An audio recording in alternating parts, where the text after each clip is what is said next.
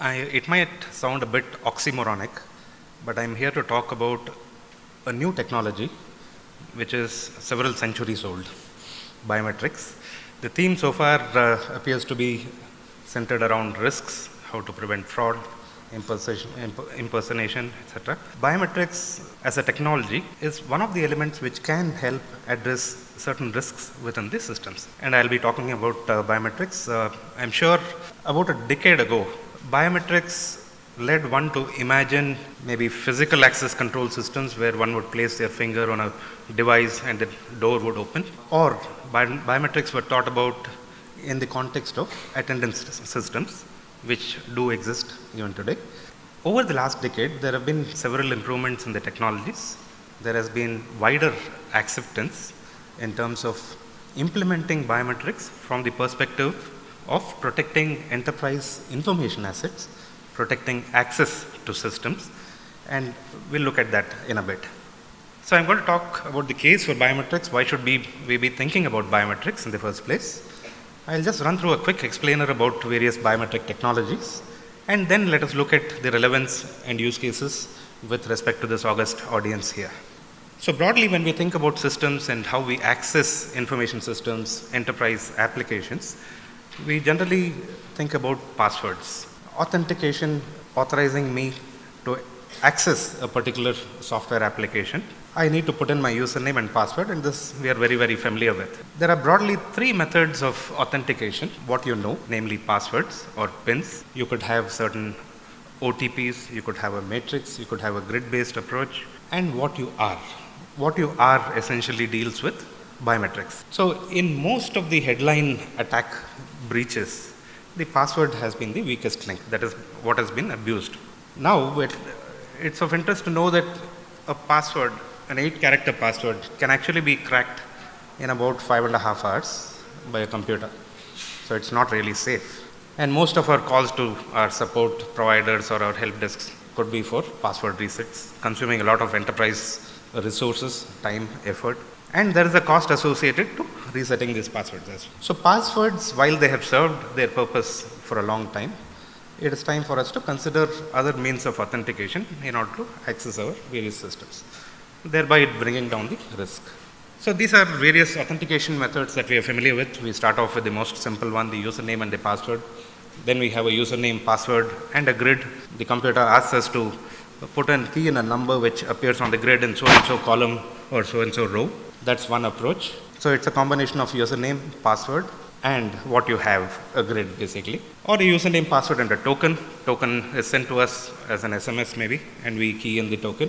Once again, what you have, I have a device called a mobile phone. That's part of the authentication system.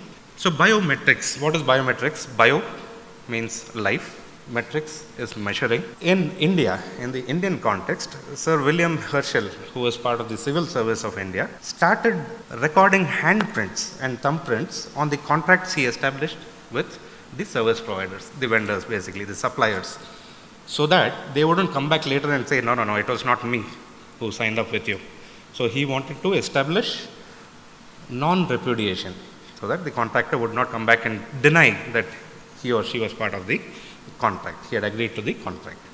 So that's the earliest recorded evidence of biometrics being used in the Indian context. On the right side, you see a contract established with one Mr. Konai, whose handprint was affixed on the back of the contract. Then moving on, Sir Francis Galton developed a new classification system. The system that he developed talked about minutiae, points of interest on the fingers. Incidentally, this system is still being used today. Early 1900, systematic use of fingerprints in USA by the New York Civil Service Commission.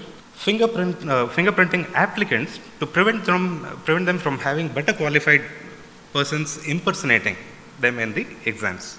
So calling in somebody to appear for my exam and then have a case of impersonation. This was avoided. On the right side of the screen, you see the choice of modality. So biometrics, how effective biometrics can be, are measured against these parameters. How universal is that biometric? Is it available across it? Is it a common biometric? How unique is it? How permanent is it? As we age, will the biometric change over a period of time, thereby becoming less effective? The other considerations would be identification. 1:1. I walk in, I'm asked to identify myself. There is a device there. I place my finger on the device, and the system is expected to identify me as Venkatesh. So it has to pick up my fingerprint, read my fingerprint, run through the entire database of the stored fingerprint data. So based on this score, there is an authentication decision that is performed. Some notes. What we are looking at is basically analog data that is getting converted into digital information. This digital information is called a template, a digital template that gets stored on the system. The template contains various parameters about that, whatever has been captured, the location, the position, the type, the quality of the monitor. There are certain governing standards. UID, for instance, have a set of standards defining how biometrics should be captured. There are ISO standards associated. Decisions are based on scores that we spoke about. It is never a perfect match. You will come across various terminology such as deduplication, false acceptance rate, false rejection rate when you speak about biometrics. So false acceptance would generally mean that the system is accepting me, I am not whoever I claim to be. So there's a case of potential impersonation that could happen. So when you look at the client-facing side of the business, could we consider eKYC, electronic KYC, properly verify the credentials and identify our customers or prospective customers? Could we implement solutions like e-sign to eliminate physical signatures and help move towards a paperless environment? Hundreds of pages being signed by somebody, could we replace that with electronic Aadhaar-based signatures? That's outward facing the client. What about within the enterprise, within the business, within the ERPs and various systems that we use within our offices? Could we implement two-factor authentication, maybe a combination of password and a biometric, to protect our core applications, the core enterprise applications within the enterprise? Could we implement maybe an enterprise single sign-on? I sign on to the system, and then since it has already identified me, it provides me access to all the software that I am authorized to use. Could we protect our data centers, be it on premise, on the cloud? So talking about the client-facing use cases, eKYC would be able to verify customers' identity instantly. No need to collect various identity proof, the address proof, go back, perform an inspection of those documents, verify that they are genuine. So instantaneously be able to verify the customer's identity, the prospect's identity, eliminate the risk of identity fraud. Submitting falsified documents, that could be eliminated. It is very much consent-based. One cannot force somebody to go ahead with eKYC. It is consent-based. Aadhaar e-sign, this solution could help with the implementation of digital signatures. Aadhaar-based e-signatures eliminates need for the so-called wet signatures, pen on paper. Documents can actually be signed from anywhere, anytime. It allows for convenient and efficient, secure, legally valid signing, and overall process efficiencies are improved. Authentication ecosystem as defined by Aadhaar, UID-AI. So you have a central identities repository. So talking a bit about the company that I represent, Precision Biometric, we do provide our solutions. We have a very strong R&D practice. We develop our solutions which can come in of use. We have a very skilled R&D team.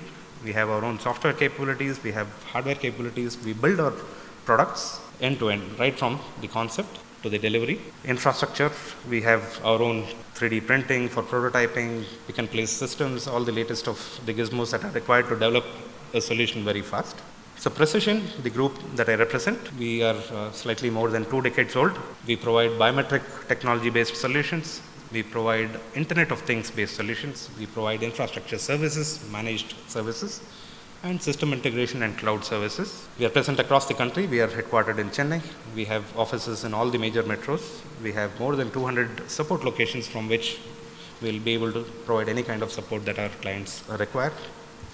So this is a quick snapshot of the solutions that we provide. Biometrics, our STQC certified devices, SDKs for integrating into other authentication solutions, eKYC solutions, e-sign solutions, two-factor authentication, ESSO, Internet of Things. We have built our own IoT platform. We are working on smart homes, smart buildings, smart industry, and smart city offerings. We have our own system integration business unit, which provides cloud solutions, data center solutions, networking, security, technology consulting. We can sit with you and discuss what your needs are and architect a solution that is appropriate for you. And of course, our managed services practice.